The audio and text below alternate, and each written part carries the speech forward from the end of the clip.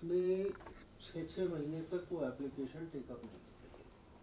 अच्छा, कोर्ट की सीमा 4 महीने 2, उसके बाद जैसे ही हम उस जैसे कोर्ट ने कहा 4 महीने की सीमा में आप कर दीजिए, 4 महीने में नहीं हुई, टाइम एक्सटेंशन नहीं मिला, जो आप चाहिए तड़ से एक एप्लीकेशन देता है आपको कि now you can not proceed against. अब ये तो आपकी कुछ सीमाएं हैं ही हैं, उसमें तो आप समस्याएं हैं सर। हाँ सर, अभी भी ये जो पहला पॉइंट है, देखिए आपके यहाँ भी एक आपने मेरे पास अगर वो मामला हो अगर नहीं सर, जैसे डोंट का मतलब हो गया कि आपको नहीं करना है, और सर इसमें लिखा है सामान्यतः आबकारी सेवक को अपना स्पष्टीकरण देने 2 माह से अधिक का समय न दिया जाए, किंतु अपरिहार्य परिस्थितियों में उक्त समय सीमा में युक्त रीजनेबल वृद्धि की जा सकती है। तो की जा सकती है कि नहीं की जा सकती है?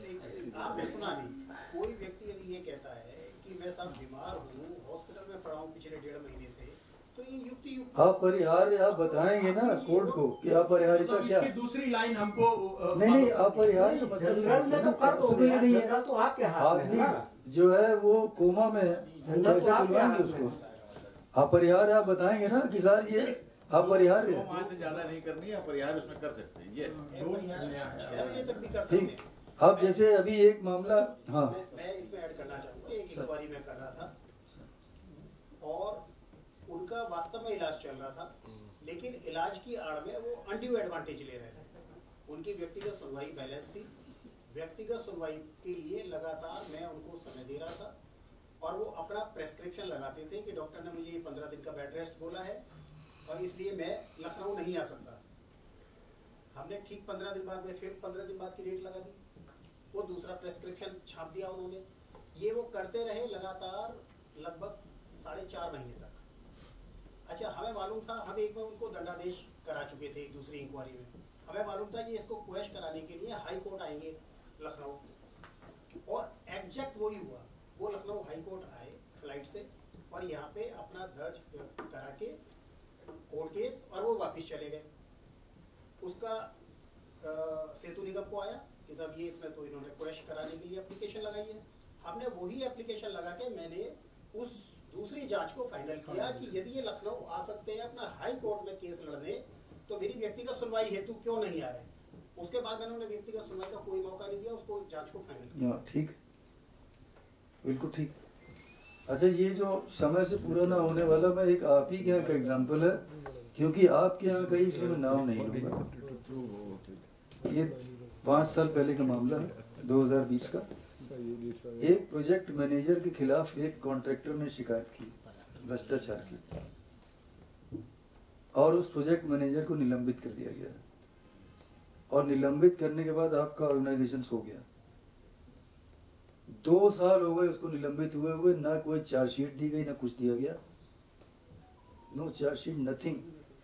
यानी 2 साल हो गए, इंक्वायरी शुरू ही नहीं हुई, उसको निलंबित करके भूल गए। तब फिर वो इलाहाबाद हाई कोर्ट गया। वो प्रोजेक्ट मैनेजर लखनऊ का नहीं था, लखनऊ के किसी बाहर के जनपद के थे वो। तब कोर्ट ने कहा prolong suspension violates fundamental rights of employ. Allahabad high court ने कहा, जजमेंट तो काफ़ी लंबा है, और उनको कहा कि इनको तुरंत रीइंस्टेट करिए, और उनका रीइंस्टेटमेंट उसके बाद आपने कर दिया।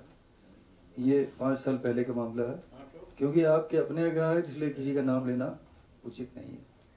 ठीक, तो ये आपके यहाँ देरी होती है। अब शायद सुधार आ गया हो, मैं 5 साल पहले की बात कर रहा हूँ, क्योंकि ये तो कितनी बड़ी बात है कि सस्पेंड कर दिया और 2 साल तक उसकी कोई खोज खबर ही नहीं ली।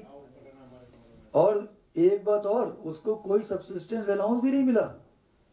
अरे 50% जीवन निर्वाह भत्ता मिलना था, वो कई एप्लीकेशन देता रहा कि मुझे जीवन निर्वाह भत्ता दिया जाए, उसको वो भी नहीं दिया।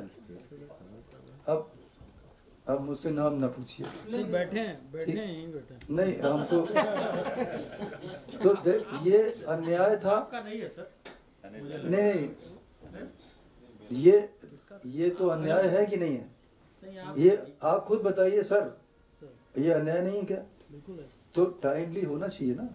अब इतने लंबे टाइम तक आप 2 साल तक सस्पेंड रखेंगे, सब्सिस्टेंस अलाउंस भी नहीं देंगे, चार्जशीट तक सर्व नहीं करेंगे कि जांच शुरू हो जाए, कुछ भी नहीं। तो ये आपको ध्यान देना। ये केवल अन्याय कुछ MOD के खिलाफ कुछ ही नहीं। चीजें तो सर द्वेष भावना से ग्रसित है ना, तो उस पर ध्यान ये दीजिए। उसको प्रूव कर रहा है। हाँ